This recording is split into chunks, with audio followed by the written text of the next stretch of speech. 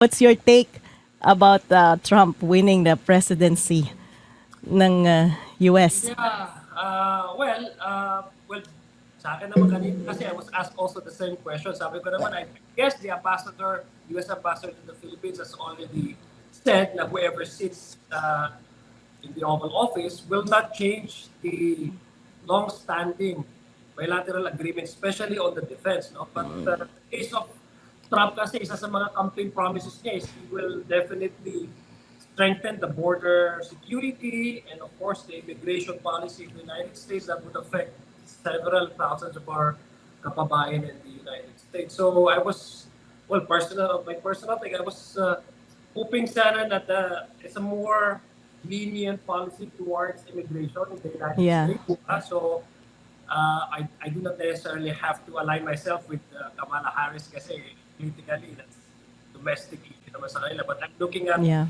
from the perspective of a country where we have a long-standing bilateral agreement and it's our longest ally in the Indo-Pacific region, the security concern in the Indo-Pacific region, but as well as our trade, our kababayans there in the United States. So I was hoping a more lenient, Oo nga more eh. accepting and more lenient immigration policy. But then again, I think it's the protest vote eh.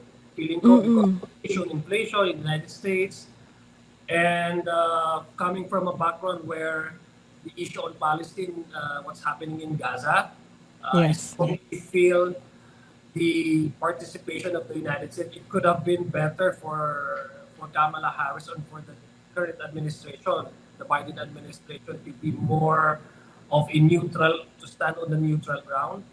Remember when we called off the war na kailangan magkaroon ng ceasefire, it was all the Gaza has already been devastated by series of bombings and etc. And we all know how the United States, supported Israel in the campaign against what happened in October 7 of last Yeah. year. So it resulted to displacement of hundreds of thousands of Gaza, mga taga-Gaza. And in fact, meron tayong mga family, Filipinos who are married to residents of Gaza or Palestinians na I think 25 families ngayon who are now applying for status ng refugee status kasi ang nabigay lang sa kanila is a visa. And it lapsed, I think, a couple of months ago. I discussed this over with Secretary Boying Rimulya since they're very Filipina and may mga anak sila mga Filipinos. Maybe we can also provide them and the visa that they need. Kasi itong mga Palestinian na nandito are not simply ordinary Palestinians doon sa kanila, sa Gaza. These are professionals. These are engineers, university professors, some of them are IT experts. So, pwede nating we can benefit from from the services that they can provide. Diba? So, I think the agreement that we had with Secretary Boying Rimulya, and he was very, very accommodating about our request, is kailangan daw kasi ng mga certificate of employment. We're looking at possible LGUs where we can get certificates from, and then so that's the requisite, I guess, for their employment, and so that they can also be granted their application for working visa. So I think those are for me, and my humble opinion, those are the things that contributed to the campaign of Trump. Aside from it resonates clearly with the working Americans, ordinary Americans, and also on the other side, the issue of foreign policy. Last week lang nasa travel ako sa UK, official travel, and I was actually reading one of the newspapers. Sinabi nila EU is preparing for the worst scenario, and I medyo natawa ko doon kasi nandun sa mga sa body nung balita na yon is their work parang they're preparing for the worst scenario under Trump presidency because of the Ukraine and Russia issue.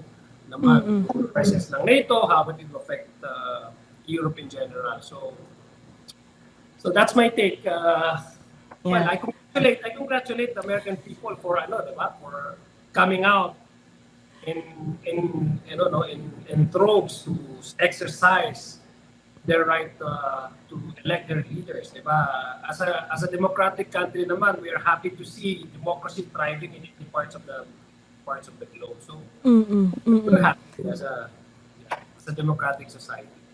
I think magiging part ng global conversation dyan ngayon would be yung, yun nga, the attack to democracy, paano yung magiging Yeah. movement ng iba't ibang nations, particularly that now US has Trump and he's the first president with who is a convicted felon, no?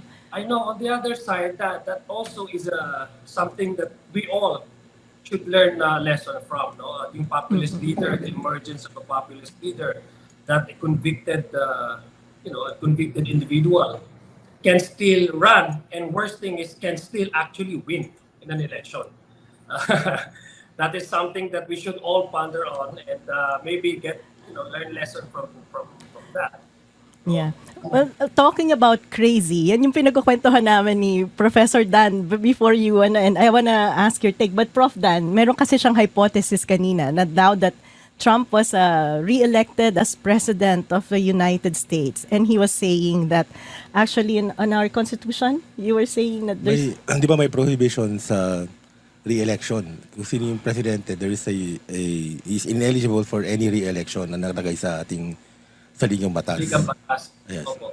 Pero yung kung naalala natin, no, yung si President Estrada was able to run twice. Opo. Diba? Kasi yung first time nanalo siya, yung second time natalo siya against Pinoy yata. Okay. Ang dahilan po doon ay pumayag yung COMELEC.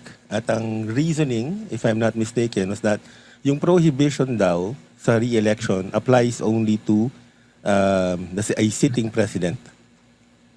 Okay? Pero hindi pa yan desisyon ng Supreme Court. Nagsampa ng kaso sa Supreme Court para malaman ano ba talaga yung ibig sabihin ng saligang batas. Pero dahil natalo siya, hindi na sinagot ng court. Ng Supreme Court. Sabi na move na to, hindi na natin kailangang pag-usapan. Pero theoretically, any president, basta hindi siya yung sitting president, can run again under Yeah. Philippine law. So what you're driving at is it's possible in 2028 for Digong to run again as president. Or GMA, or sino pa yung isa? Well, it's a good thing, Professor, dahil you shared this too, because it's also it's something that we should look at the possibility, no? Kasi ako, I'm learning from you, Professor. Of course, you're the constitutional expert. Ibig sabihin, let me ask you, Professor. So what you're saying is that even if you have served the 6-year term as a president, but as long as you are not running again for the successive 6 years, then if there's an interval, you can run against it for the election. Pero hindi pa nga yan Supreme Court decision. It has not been decided. Pero at the COMELEC level, papayagan kanila. The same way pinayagan nila si Estrada ang tumakbo noong 2010. Okay. So meron tayong ganyang possibility. Na ang kandidato mo si Rodrigo Duterte, si GMA, sino pa yung But tsaka si BBM. Pero I Hindi pala think pwede. ang mga framers ng Constitution, they were not, it was never entered in their mind that there will come a time ng populist leaders or random politicians will be that aggressive, no? In keeping power. So parang after 6 years, medyo dapat pagod ka na. Parang mindset nila yun eh. Parang they were so, medyo parang in-expect pa nila yung mga succeeding generation of politicians will be as modest, as honorable as what they thought to be. Yeah, but I think dito papasok yung special provision kung halimbawa may mga cases na na-file sa isang tao at may permanent disqualification from office.